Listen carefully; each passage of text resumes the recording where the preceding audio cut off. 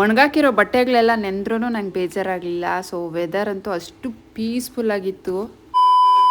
ಇವತ್ತು ದಿನ ಸ್ಕೂಲ್ ಬಿಡೋಕೆ ನಾನು ಕೂಡ ಹೋಗ್ತಾ ಇದ್ದೀನಿ. ಯಾಕೆ ಅಂದರೆ ನೀನು ಬಾ ಮಮ್ಮ ಇವತ್ತು ಅಂತ ಹೇಳಿದ್ಲು.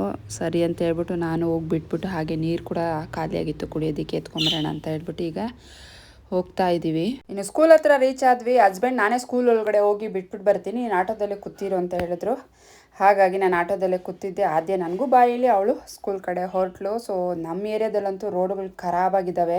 ಅದರಲ್ಲೂ ಈ ಸ್ಕೂಲ್ ಟೈಮಿಂಗ್ಸ್ಗಂತೂ ರೋಡ್ಗಳು ಫುಲ್ಲು ಜಾಮ್ ಆಗೋಗ್ಬಿಡುತ್ತೆ. ಹೋಗೋಷ್ಟರಲ್ಲಿ ಸಾಕಾಗೋಗ್ಬಿಡುತ್ತೆ. ಯಾವಾಗ ಸರಿ ಆಗುತ್ತೆ ಈ ರೋಡ್ಗಳ ಕತೆ ಗೊತ್ತಿಲ್ಲ. 2 ತಿಂಗಳಿಂದ ರೋಡ್ ರಿಪೇರಿ ಮಾಡ್ತಾನೆ ಇದ್ದಾರೆ. ಇನ್ನು ಮಧ್ಯಾಹ್ನ ಸ್ಕೂಲಿಂದ ಕರ್ಕೊಬರ್ಬೇಕಾದ್ರೆ ಬ್ರೆಡ್ ರಸ್ಕೆಲ್ಲ ಖಾಲಿ ಆಗಿತ್ತು ಅಂತ ಹೇಳ್ಬಿಟ್ಟು, ಹಾಗೆ ಹನಿ ಕೇಕ್ ಬೇಕು ಮಮ್ಮ ಅಂತ ಹೇಳಿದ್ಲು. ಫಸ್ಟ್ ಟೈಮ್ ಹನಿ ಕೇಕ್ ತಿಂತಾ ಇರೋದು. ಹೊರಗಡೆ ಫುಡ್ಡು ನನಗೆ ಕೊಡೋದೇ ಇಲ್ಲ. ನಾನು ಈ ರೀತಿ ಔಟ್ಸೈಡ್ ಫುಡ್ನ ಫುಲ್ಲು ಅವಾಯ್ಡ್ ಮಾಡ್ತೀನಿ, ಕೊಡೋದೇ ಇಲ್ಲ. ಮಂತ್ಲಿ ಒನ್ಸು ಇಲ್ಲ 2 ಮಂತ್ಸ್ ಒನ್ಸು ಕೊಡ್ಸೋದಷ್ಟೇ. ಇನ್ನು ಮಳೆ ಬರೋ ಥರ ಇತ್ತು, ಫಸ್ಟು ಬಟ್ಟೆ ಹಾಕ್ಬಿಡೋಣ ಅಂತ ಹೇಳ್ಬಿಟ್ಟು ವಾಷಿಂಗ್ ಮಿಷಿನ್ಗೆ ಬಟ್ಟೆ ಹಾಕ್ತಾಯಿದ್ದೀನಿ. ಇನ್ನು ಸಂಜೆ ಸ್ನ್ಯಾಕ್ಸ್ಗೆ ಇವತ್ತು ಅದೇ ಓಟ್ಸ್ ಮಾಡಿಕೊಡಿ ಅಂತ ಹೇಳಿದ್ಲು. ನಾನು ಯೂಸ್ ಮಾಡೋದು ಕ್ವಿಕ್ಕರ್ ಓಟ್ಸು. ಸೊ ಓಟ್ಸ್ನ ತೊಗೊಂಡು ಬಿಸಿ ಹಾಲಲ್ಲಿ ಒಂದು ಅರ್ಧ ಗಂಟೆ ಸೋಕ್ ಮಾಡಿದ್ದೀನಿ.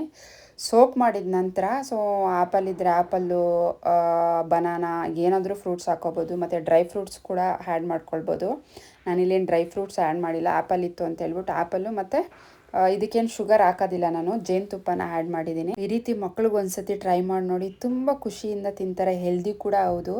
ಇನ್ನು ರಾತ್ರಿ ಅವ್ರ ಅಪ್ಪನ ಬರೋದನ್ನೇ ಕಾಯ್ತಾ ಇದ್ಲು. ನಾವು ಬೆಳಗ್ಗೆಯಿಂದ ಸಂಜೆವರೆಗೆ ಎಷ್ಟೇ ನೋಡಿಕೊಂಡ್ರು ಹೆಣ್ಮಕ್ಳಿಗೆ ತಂದೆಗಳ ಮೇಲಿರೋ ಪ್ರೀತಿ ಯಾವತ್ತೂ ಕಡಿಮೆ ಆಗೋದಿಲ್ಲ.